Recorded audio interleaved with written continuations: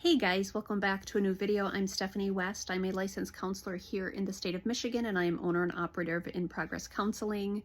We have recently talked about acceptance and commitment therapy.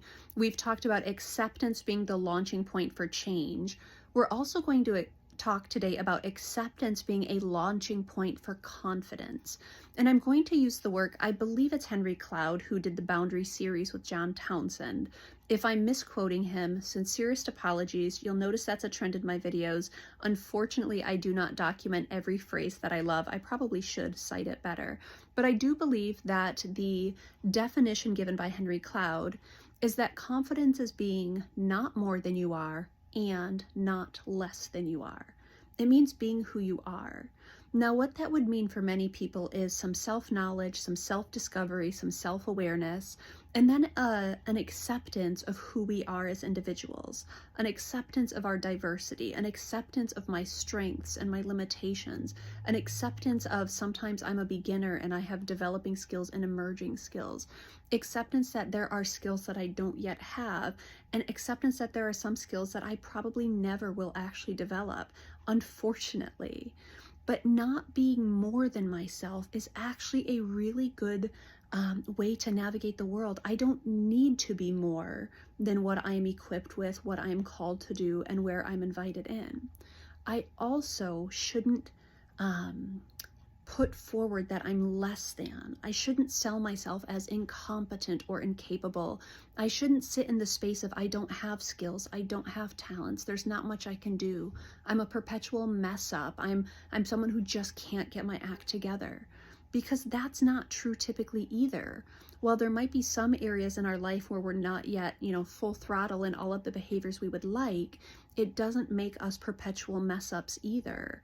And so often acceptance with clients means diving into self-knowledge, self-awareness, and self-acceptance that I am who I am, things are what they are, and I also have the option to change the things I can, and wisdom to understand the things I don't actually get to influence or change.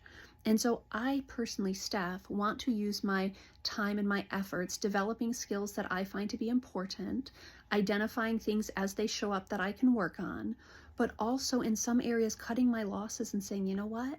That one's not the hill I'm going to die on, or that's not the skills I'm going to develop, or that's not the space that I'm called into. And that's actually okay. My limits are okay. So confidence being that thing, that idea of I'm not more than I am, and I'm not less than I am. I am who I am. I can contribute the ways I can contribute. It's going to reach the people that it reaches, and it might not reach everyone, and that'll have to be okay. It will be helpful to some, and some will be indifferent, and others might even say, hey, I disagree. That's going to be okay too. My job in my role in my life is to not be more than I am and not be less than I am.